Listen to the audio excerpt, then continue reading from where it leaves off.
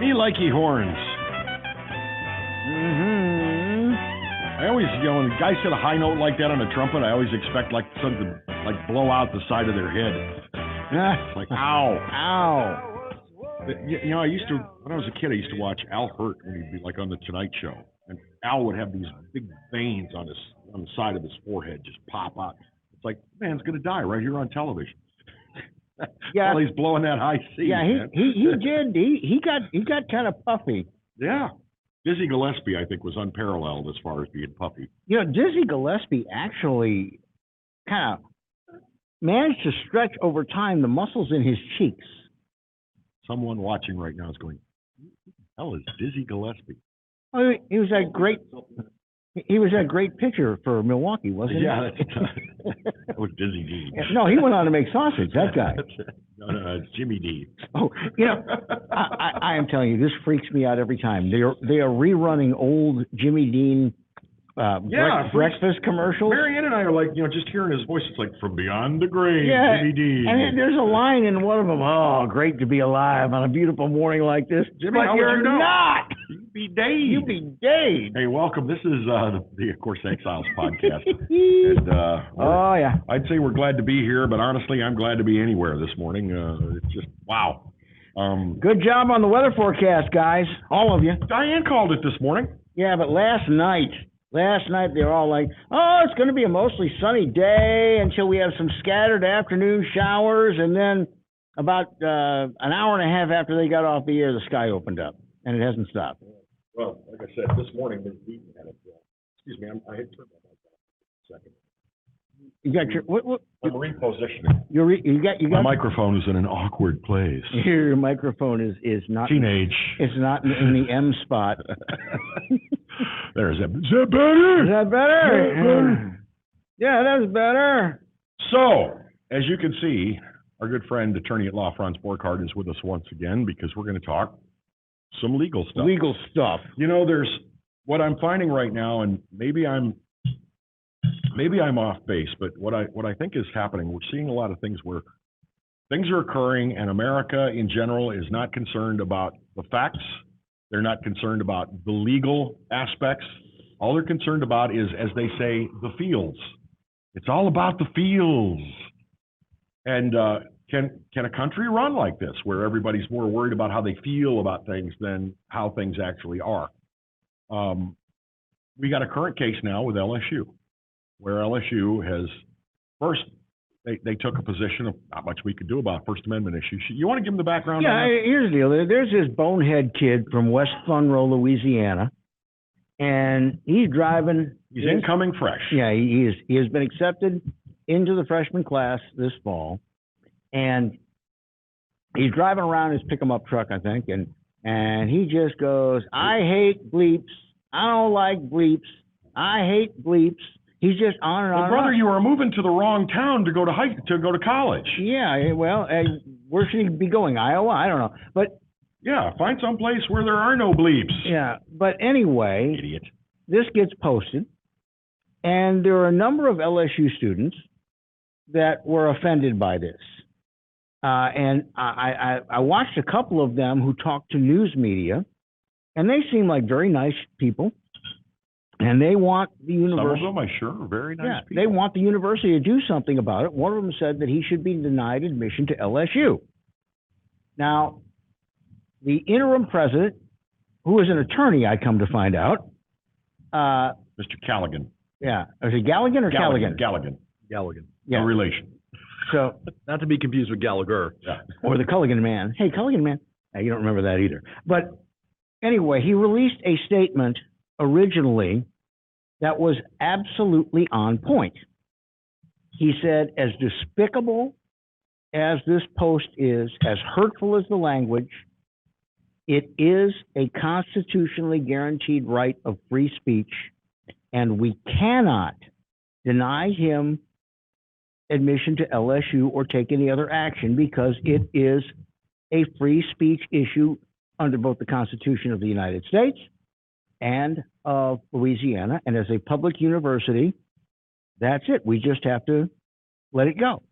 Well, a bunch of students got all upset, and instead of being a good educator, he is, after all, the president of a university, being a good attorney, after all, he is a member of the bar, and saying, I know you don't like it, I don't like it either, but that's the way it is. He walked it back. He said, I apologize for my original statement. So first of all, you told the absolute truth, and you're apologizing for that. And then you're saying, I am going to pledge to take the strongest possible action about this. Now, it's a little veiled, but he intended to convey that he was going to take action against this egg-sucking, plate-faced moron. Slack-jawed yokel. Yeah, from West Monroe. That was his clear implication. Well, now he's at a third statement saying, well, we're going to meet on the campus to try to fight racism, yada, yada, yada, yada. And here's my problem. And this is a great big problem. It is surfaced now at LSU, but it's all over this country. Do you think that people in positions of authority that have education on their side, that have an advantage, should put on their big boy pants or their big girl pants and stick with the truth? Because now he's going to look like he was lying to all of these black students and white students that were very upset and very concerned. Would he not have been better saying, look, this is a lesson in freedom. I don't like it. You don't like it. It's reprehensible. But that is simply as protected as any other speech. And these are the structures we have to live under. So I did some checking, and I asked Franz to do some checking. And I found some writings on this very issue, same words, from a number of universities all over the country, and the ACLU, who, by the way, the ACLU says, we don't like it, but this kid can do it. So, Franz? So the beauty of your civil rights is that your civil rights include both free speech that we like and, unfortunately, free speech that we don't like. Mm-hmm. This kind of hate speech, while I agree is deplorable, is ridiculous, is stupid, kid has the right to do it, long and short of it. And the right to do it includes the fact that the government, in this instance, LSU, and so we're clear, it's a public institution, and the Supreme Court in case law has said, okay, even though the First Amendment says Congress shall make no laws, it really means government entities. Any government entity. Right. So LSU cannot curtail his constitutional right to free speech. Nor can they cancel his enrollment. We're going to get to that. All right. But yes, I don't believe they can cancel his enrollment because that creates a Title IX issue, and that's a different conversation we can talk about. So the problem is this. The problem is if you're looking at the rule of law, and look, the interim is a lawyer. He's a very smart, intelligent lawyer. His first statement was spot on. And unfortunately, if you view it from the lens of a rule of law, not only was it spot on, but it was accurate. Mm-hmm. The problem is we're not viewing things in terms of the rule of law anymore. It's whether it's feelings, whether it's feeling. I paint walls and feeling. So I would imagine what probably happened was somebody said, your statement may be legally accurate, but it's heartless. But it's tone deaf is the phrase. Tone deaf. One of my favorite rappers. How can the truth ever be tone deaf? Let's put that to the side for a second. Well, to that point, now it's no longer so the common complaint now is not what you say, but if you're not saying anything, that's the new assault. Oh, you're part of the problem. Because you're condoning. Your silence is consent. Your right to be silent is no longer a right to be silent. In other words, whatever you're doing that we don't like, whether you're actually doing anything or saying anything, whatever it is, we're going to find a way to persecute you. Well, this is the problem. This is the problem. LSU should not be in the business of looking at a social media of a student and doing anything. Well, someone provided this to LSU. So what? So it was called to their attention. Mm-hmm. But I agree with Franz. So what? An equally effective statement would have been, you know what? We're not in the process. We're not in the business of policing our students' social media posts. Sorry. Well, I think you stand on the law. Well, it's I also don't a like slippery slope but too, I can't right? do anything about it. Right. It's a slippery slope where if you start policing social media posts that is hate speech, which by the way, hate speech is constitutionally protected. Unfortunately, it is what it is. There are people who think that it's not, though. You realize that, don't you? There are people that think that your rights are absolute, and they're not. There are people that will complain about the right to free speech until you curtail their right to free speech, and then it becomes their issue. So let me ask you this. You do criminal defense work. Yes, mostly. And sometimes your clients are guilty and sometimes they're not. Correct. I mean, once they hire me, Bill, they're yeah, but I know that if I walk in and slap down my retainer on your desk and say, you need to get me off because not only did I do it, I did the hell out of it, okay? You can't put me on the stand because you cannot suborn perjury. Correct. In other words, you cannot perpetuate a lie. So ethically, I cannot. Yeah. You're an officer of the court. Right. Doesn't the president of a university, and let's forget the fact that he's an attorney for the moment, have exactly the same obligation to not lie to students who are concerned about this terrible, vulgar, insensitive behavior? Couldn't that have been a better teachable moment by him saying, look, my original statement stands. I don't like it. You don't like it. I know you're offended by it. So am I, but it's constitutionally protected. Would you rather that I lied to you to make you feel better? Which is what he did. Where's his obligation, Franz? So legally, I don't know that he has an obligation to be truthful. Ethically. Well, ethically, yeah. You know, and look, guys, the interesting thing about this is, and this is my interpretation, is each statement has an element of Pontius Pilate in it. What is truth, right? It has that element of the first statement was clear cut. And candidly, while it may not satisfy our appetite for justice, the first statement was, to me, the appropriate statement. Second and subsequent statements where we talk about taking action against the student or taking action to do other things. The strongest possible action. Right. Double secret probation. Which is nothing, by the way. It doesn't have any action. Right. Yeah. So to me, it's. Well, it's pandering. It is pandering, but it's man, I don't envy being LSU. So that is my takeaway last night when I was thinking about this, because I knew I was coming to spend time with you guys, was if I were counsel for LSU, how would I address this? And my knee-jerk reaction to that question was, man, I would hate to be LSU in this situation. Because the first answer, which was the legally accurate and ethically sound answer. And it was perfectly acceptable to my eyes. But for a lot of people, it's inadequate because it makes LSU look like it doesn't care. But you know, if you don't like the answer, ask a different question. You know, that's the problem.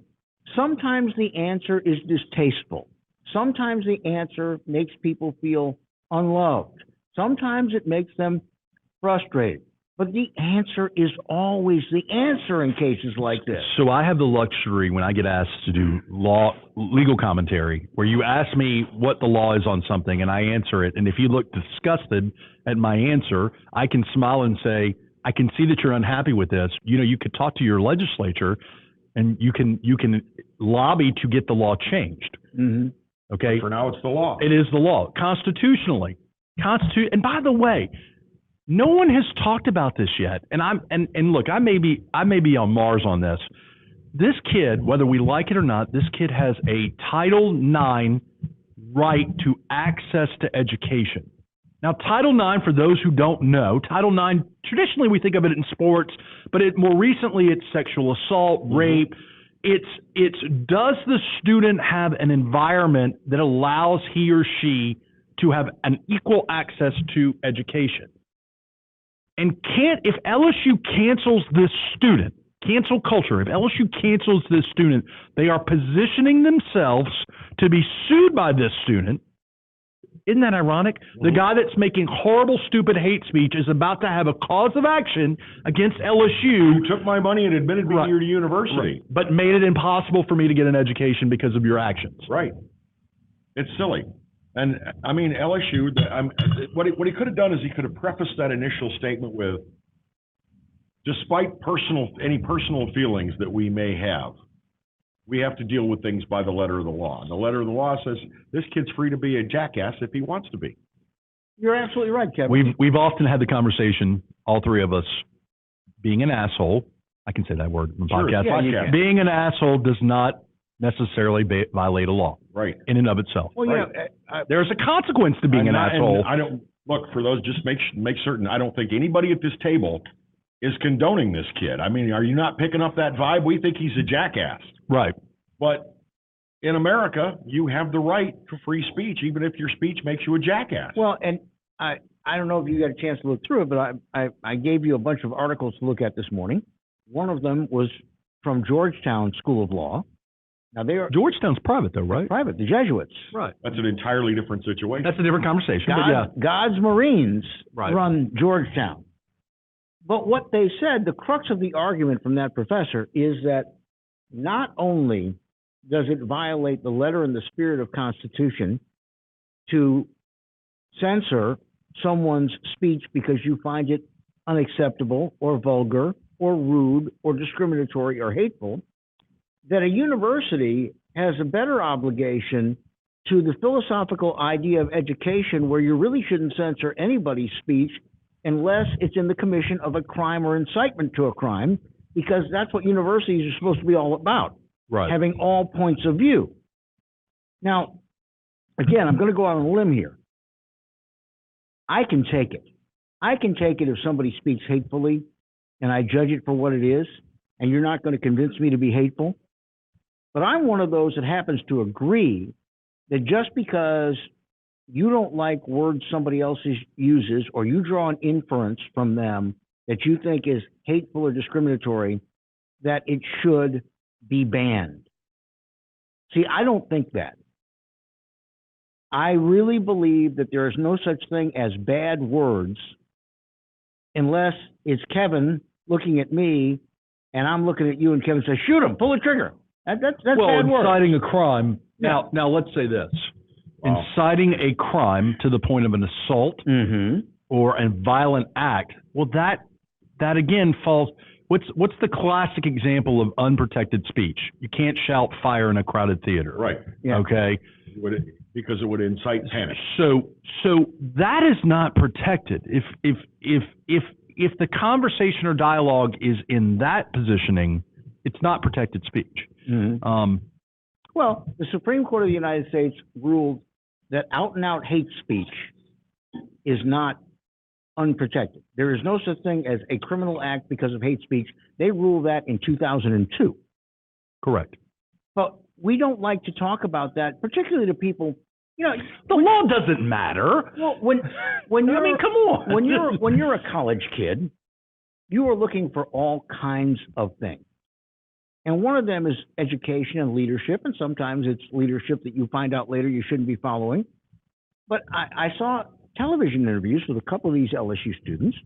They were genuinely offended, Right. genuinely hurt, but they also genuinely believed that the university should take some action to keep them from being offended or hurt.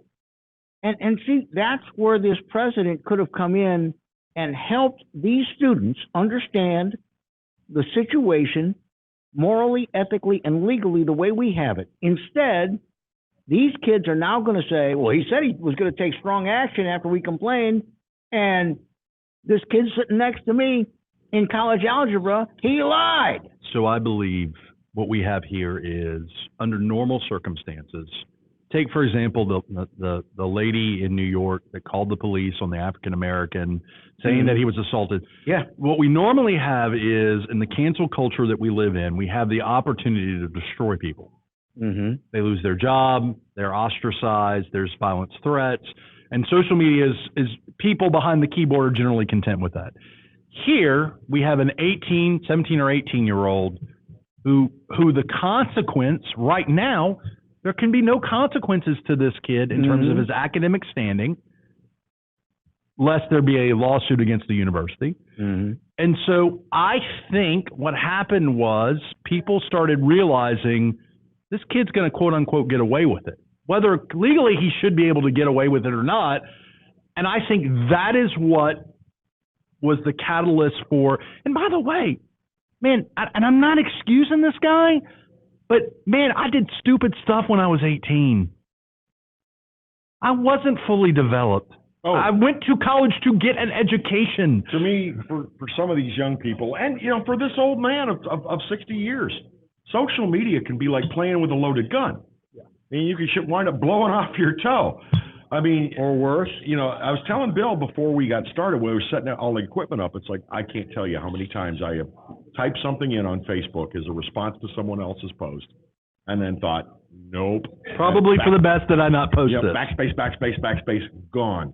And then there have been times when my better brain wasn't working, and boom, I hit that send key and lived to regret it. So this kid has the consequence. This young man, I believe the term egg sucker, flake-faced egg sucker, yeah, slack-jawed yoke, whatever. Thank you. I don't even know what the kid's name is. So let's say Bob. I think Bob, it's more like a Bubba. So Bubba or Bob, Skeeter, Booger. So this young man gets what he deserves in terms of student reactions, right? Non-student reactions, okay? Everybody that weighs in on this, he has coming what he has coming. However, as this is legal commentary and dialogue, LSU should not be in the business of affecting academic standing based on protected speech. It just shouldn't be in that business. Does anybody else find it ironic that this is the university that for decades, and I mean decades, has been famous for having free speech alley? Yeah. And now you got a student body rising up wanting to deny somebody free speech. Are they going to change the name to Safe Space Alley? Is that what's going to be from now on? Well, that's the whole thing. This movement, this is tangential. Give me a second. I like to do a lot of reading, and sometimes it gets fairly down in the weeds. There is a clinical psychiatrist. This is, as opposed to a research one, this is a clinical psychiatrist, somebody who treats patients on a daily basis. And he was writing, and he was warning that there is going to be a rush amongst teenagers who miss their graduation to seek treatment for PTSD. Now, Kevin, I've heard you say how sorry you feel for these seniors who didn't get their graduation. Right. I've said it too. Important milestones in their life that they're denied. But where is the traumatic distress? Do we not teach coping? Do we not teach shit happens?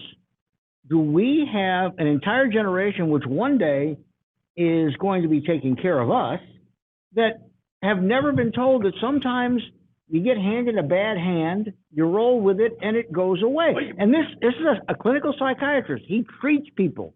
And he said he is very worried about this because we attach these labels that need intervention to damn near everything these days. Everybody's mentally ill. Everybody needs therapy. Except me. The 90s, I think, were the shit happens decade. Mm-hmm.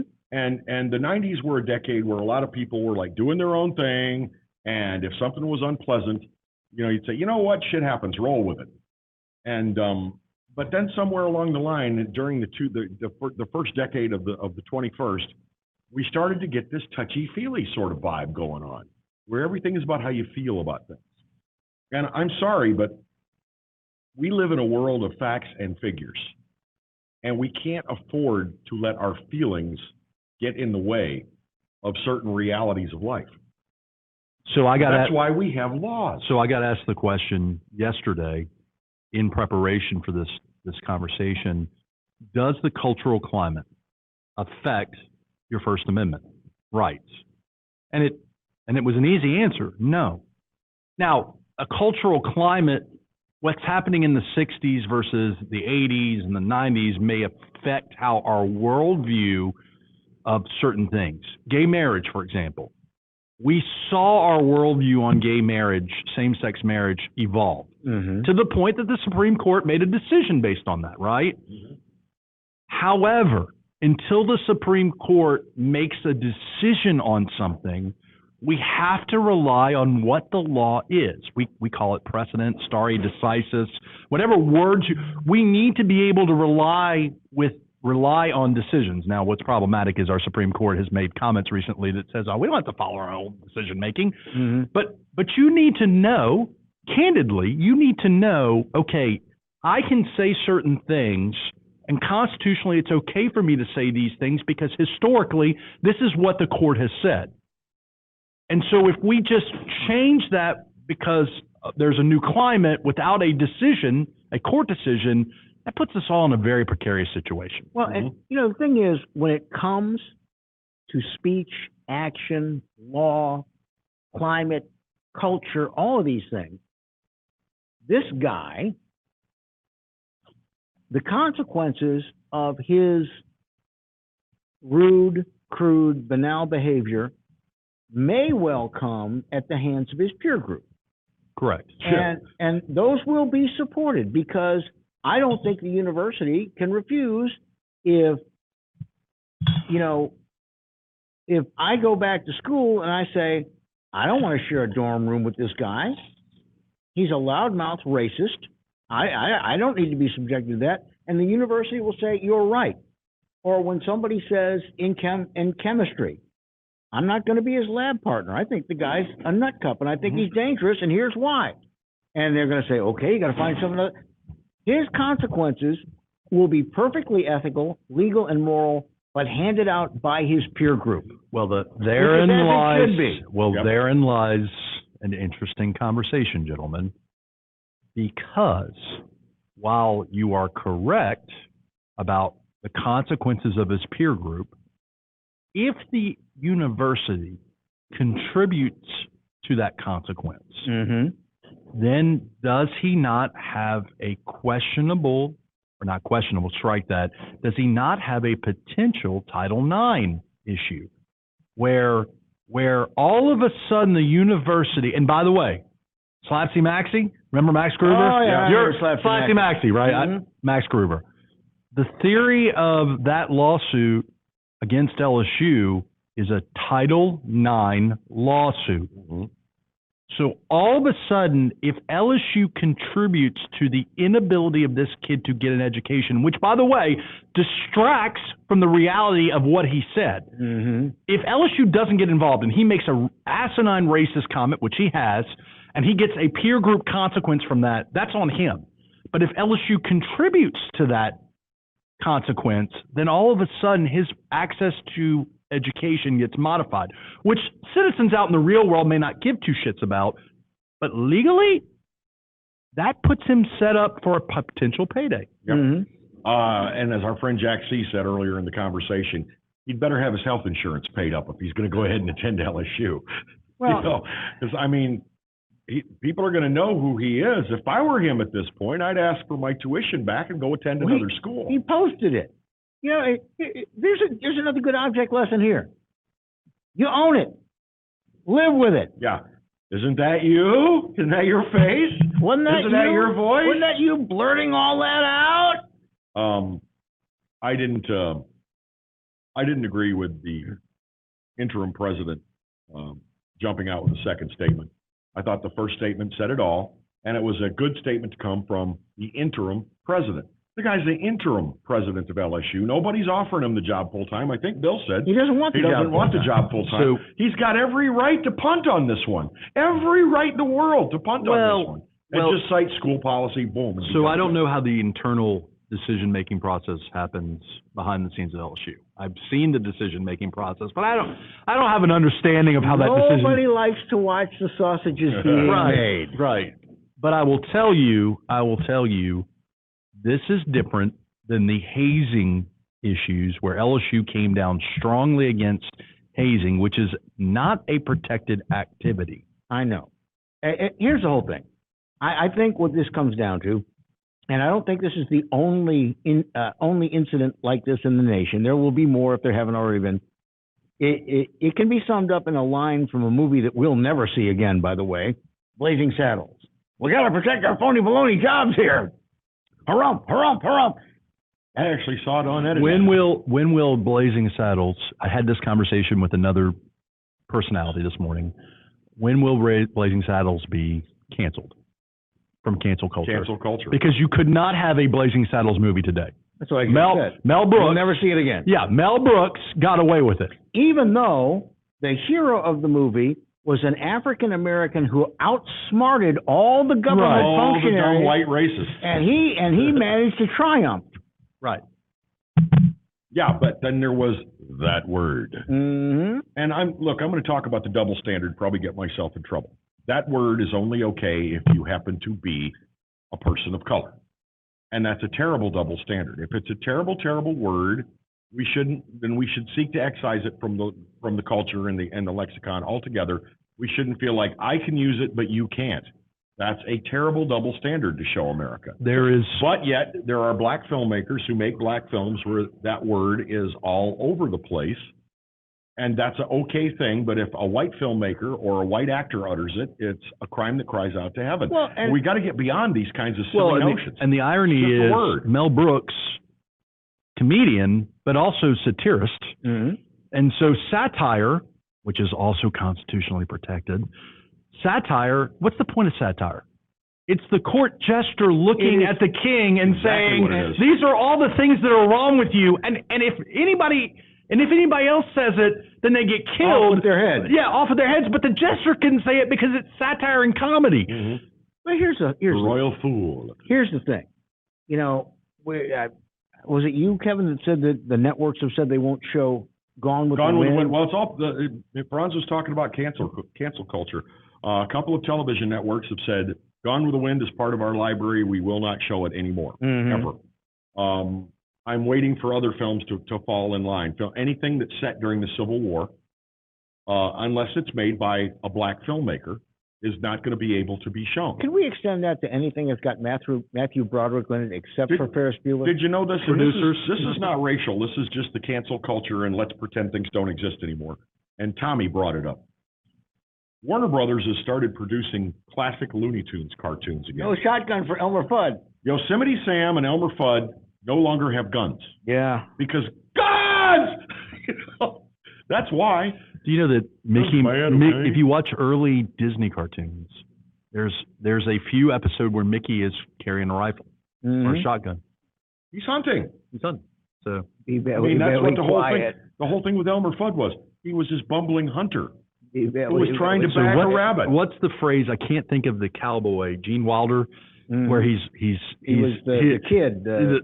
So Gene Wilder's telling consoling Waco, consoling the sheriff. Yeah. These are simple folks.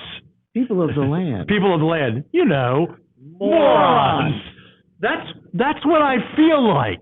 Well, here's the thing. Well, it's like America is starting to go collectively stupid/crazy. Gone with the Wind, and I saw it.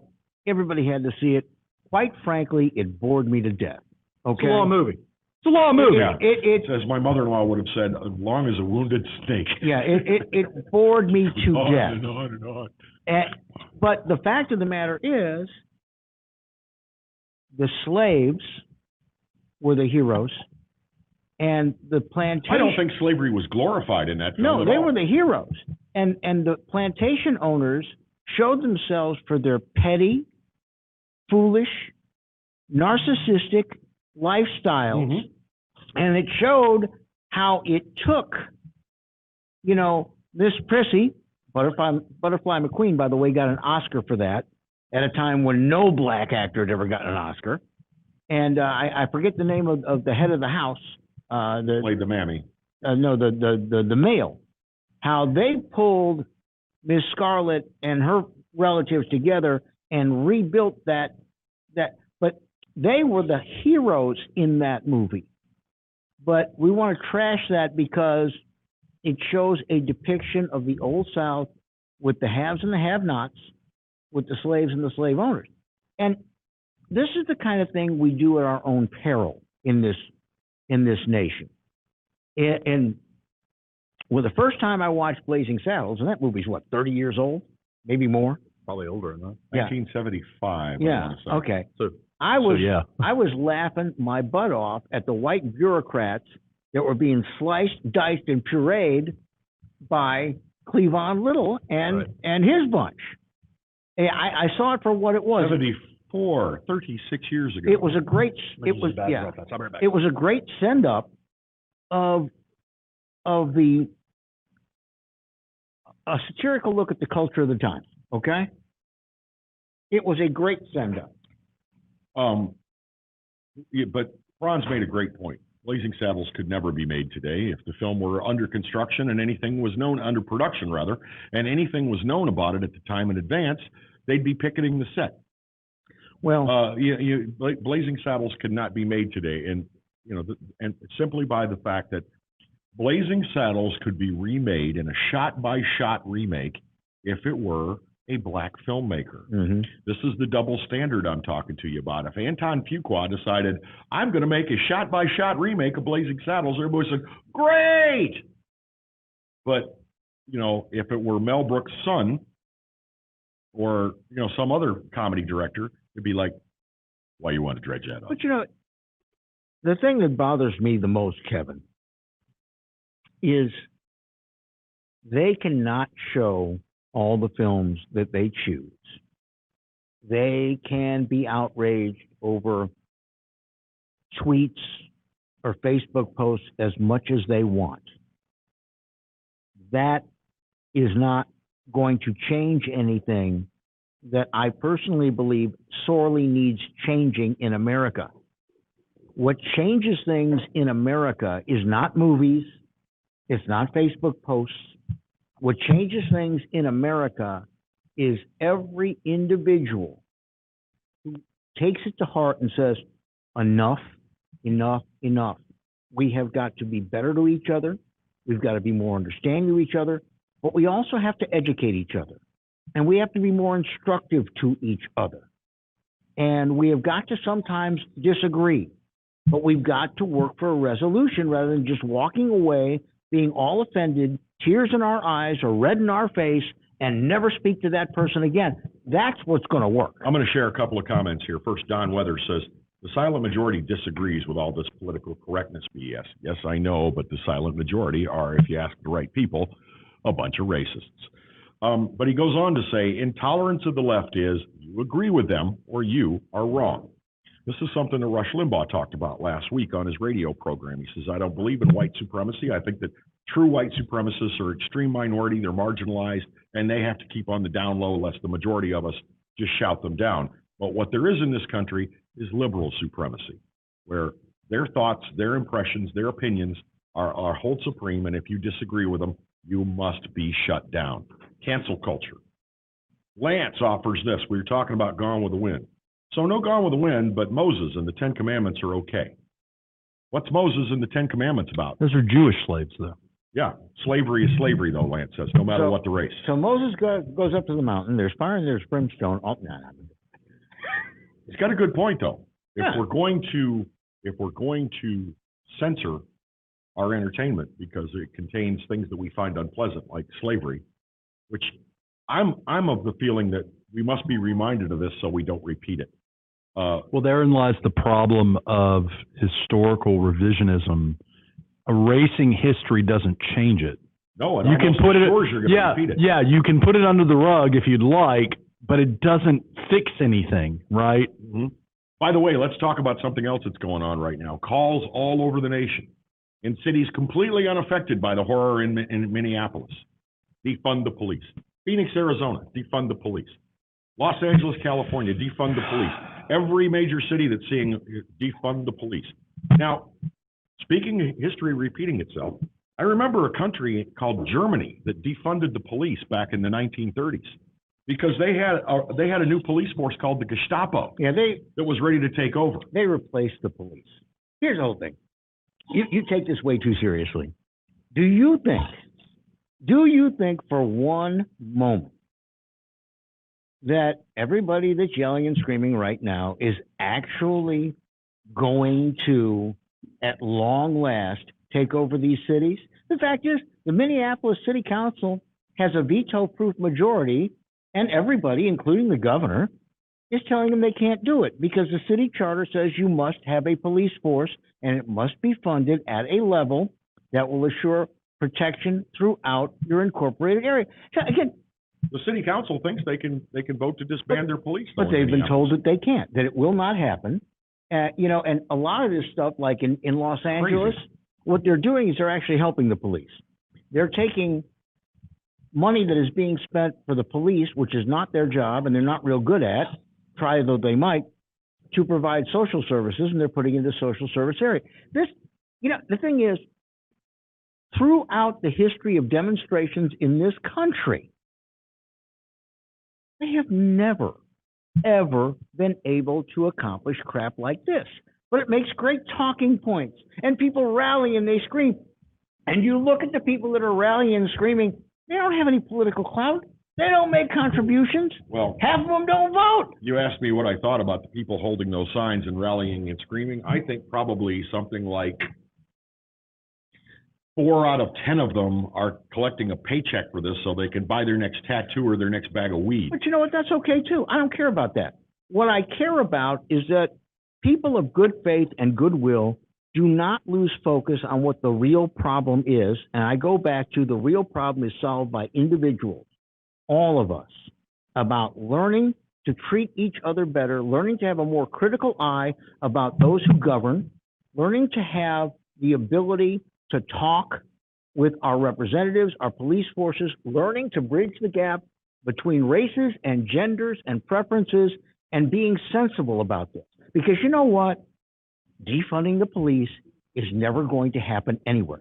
And if you believe that it will, you need to go ahead and take a Valium and rethink it, because it's not going to happen. I got one last question for Franz, and thank you for spending some time with us and sharing your legal and your personal insights on this. Is there, in your mind, anything inherent in our code of justice that is, I don't want to say bigoted, but let's say biased against or toward any one ethnic group? Do you think that there are more than one standard of justice? I don't know how much time we got, but Take as much time as I you need. will say, as a former Morning.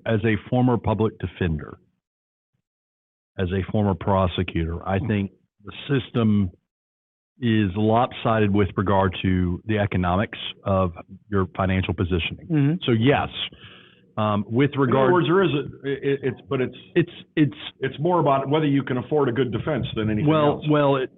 yeah. It's not codified in law, though. No, but there's nothing codified. Well, it is in the sense of the state funding sources and all that, but there is no law that says we treat people differently. And in fact, there's laws that say we have to treat people the same. Whether we do or not is another question. And look, the problem we have, guys, is when rights collide, when two celestial bodies collide, there is collateral damage, right? And the problem is that folks, when they're only consumed with their rights, Mm-hmm. don't consider, well, what about these Their rights? rights. Yeah, and that is scary, right? Well, but to your point, where we started this with the LSU president, he should have been concerned with the institution's rights only and obligations, but instead he was concerned about rights, imbuing rights to people that really don't have any rights in this situation. Correct. And it made it worse. He was concerned with appeasement of the greater student body and all the other people out there that would go natty boo-boo on you, LSU. That's what he was concerned with. He was more concerned with the feels than the facts. Well, and this is where I say, y'all need to stick with your knitting and start with that and then move forward. Whenever you get off the rails where you have no right to be, you cause additional problems. Minneapolis, I don't know if either of you have ever visited Minneapolis. I have. Why on earth would I want to go to? Well, I had a couple of business trips there. I got you. And they are the greatest example of what I call limousine liberals on the planet. They have known for years that they have several goon squads in their police department, okay? They haven't done a thing about it. Well, because they are, we're going to give those people things. We're going to help them with their meals and all that. But the goon squad in the police department, they're keeping them away from downtown. Come on. These people are the most insincere bunch I've ever seen in my life, because they have known for years that they had a police force that had a lot of racially motivated people who operated with impunity because, well, after all, we are giving them the highest welfare benefits in the world. And, you know, we're trying to put Head Start programs into their neighborhoods and all that. So when they step out of line, the cops are going to do what the cops are going to do. You see what I'm saying? Mm-hmm.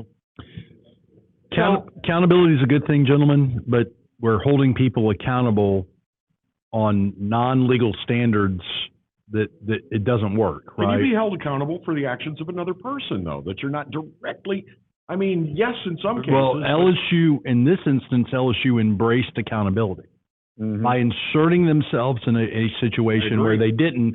And if they did it because it's the right thing to do, if they did it because racism's bad and we should fight it, if they did it because they had a misplaced opinion on the law, nonetheless, they've done it. And the problem is, and I'm going to re-emphasize this before I need to hit the road. The problem is all of a sudden the racist kid is going to have a cause of action against the university, whereas had they just not done that, his peer group, nature would have taken its own course. Mm-hmm. So fixing things that you shouldn't. I'm not going in to do neurological surgery because I'm not a neurologist. Right. LSU should not have involved themselves on statement number 2 and 3. I have no problem. To be clear, no problem with statement number 1. That was the right thing to do. We hate the sinner. We hate the sin. But you know what? This is constitutionally protected speech.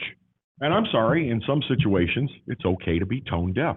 It's not your job to be in perfect pitch with the wailing mob. Sometimes it's not LSU's job to be in support of the mob. It's LSU's job to run a good university. And I think tone deaf was the way to go in this case. I'm sorry. Well, and it's not, and I don't even know that it would have been tone deaf as much as when you look at somebody and say, there's nothing I can do. Sometimes that's true. See, there's nothing I can do. You use tone deaf.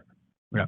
I characterized that first statement as the proper response to people that are upset and explaining what the position of the university must be. Right. So I didn't judge it in terms of sensitivity. I judged it on the basis of fact. He should have used that to help his students, both those who are aggrieved and those who aren't, understand that there are matters of fact in our society that they may not disagree with from time to time, but that doesn't change them from being matters of fact. Yep. You're heading a large land-grant university. So we're sitting in La Divina, one of my favorite restaurants in Baton Rouge. And there's things that are on the menu and then there's things that are not on the menu. And where I fear that we are right now as a society is that we have this sense of I can go into the restaurant and order something that's not on the menu and then get angry. Yeah. And then get angry when you say it's not on the menu. Threaten them. Right. And mob mentality. Y'all not representing. Right. I mean, mob mentality is just one of those. And look, LSU fell victim to that societal mob mentality by the second and subsequent statements by the interim. So, anyways, I need to run, guys. Y'all have a good one. Thank y'all for letting me come on. Thank you for being on Always with good us. to talk with you. Franz Borghardt, attorney at law, and that's going to wrap up the podcast for today. We hope you'll join us for our television program. If you haven't already, Exiles TV, seen Tuesdays and Thursdays, 10 a.m., Pelican Broadcasting on your cable system. And we've got a couple great guests for you tomorrow, including Hiller Moore. And the new head of Crime Stoppers in this entire region. Johnny Two Guns. Johnny Two Guns will be joining us as well. Johnny Dunham. Yes. You know him as Deputy Chief Johnny Dunham. He is retired from the force, but is now heading up Crime Stoppers. Looking forward to that. That's tomorrow, 10 o'clock on Pelican Broadcasting, and you can also find it later on YouTube, Pelican Broadcasting page. Till we talk again, take care of yourselves. God bless. Bye.